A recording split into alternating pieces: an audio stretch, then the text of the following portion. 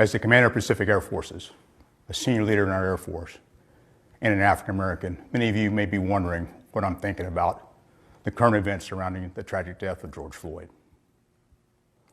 Here's what I'm thinking about. I'm thinking about how full I am with emotion, not just for George Floyd, but the many African Americans that have suffered the same fate as George Floyd. I'm thinking about protests in my country, 'tis of thee, sweet land of liberty, the equality expressed in our Declaration of Independence and the Constitution that I've sworn my adult life to support and defend. I'm thinking about a history of racial issues and my own experiences that didn't always sing of liberty and equality. I'm thinking about living in two worlds, each with their own perspective and views. I'm thinking about my sister and I being the only African Americans in our entire elementary school and trying to fit in.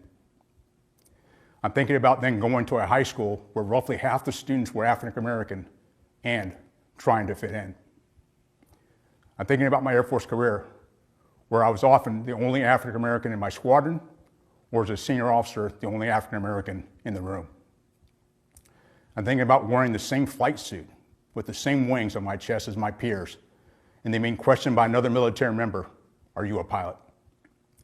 I'm thinking about how I sometimes felt my comments were perceived to represent the African American perspective, when it's just my perspective informed by being African American. I'm thinking about some of the insensitive comments made without awareness by others. I'm thinking about being a captain at the O Club with my squadron and being told by other African Americans that I wasn't black enough since I was spending more time with my squadron than with them.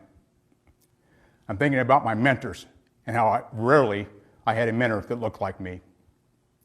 I'm thinking about the sound advice that has led to my success, and even so, most of my mentors could not relate to my experience as an African American.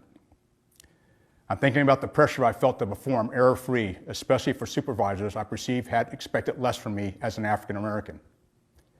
I'm thinking about having to represent by working twice as hard to prove their expectations and perceptions of African Americans were invalid.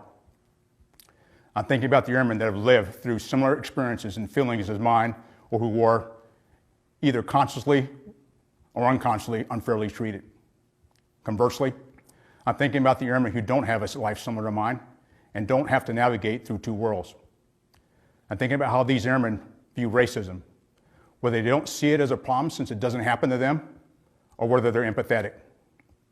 I'm thinking about our two sons. Now we had to prepare them to live in two worlds.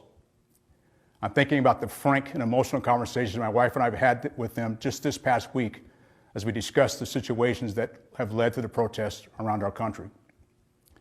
Finally, I'm thinking about my historic nomination to be the first African American to serve as the Air Force Chief of Staff.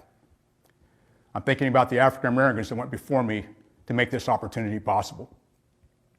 I'm thinking about the immense expectations that come with this historic nomination, particularly through the lens of current events plaguing our nation. I'm thinking about how I may have fallen short in my career and will likely continue falling short living up to all those expectations. I'm thinking about how my nomination provides some hope, but also comes with a heavy burden. I can't fix centuries of racism in our country, nor can I fix decades of discrimination that may have impacted members of our Air Force. I'm thinking about how I can make improvements, personally, professionally, and institutionally, so that all airmen, both today and tomorrow, appreciate the value of diversity and can serve in an environment where they can reach their full potential. I think I don't have all the answers on how to create such an environment, whether here in PACAF or across our Air Force. In our country, nor can I fix decades of discrimination that may have impacted members of our Air Force.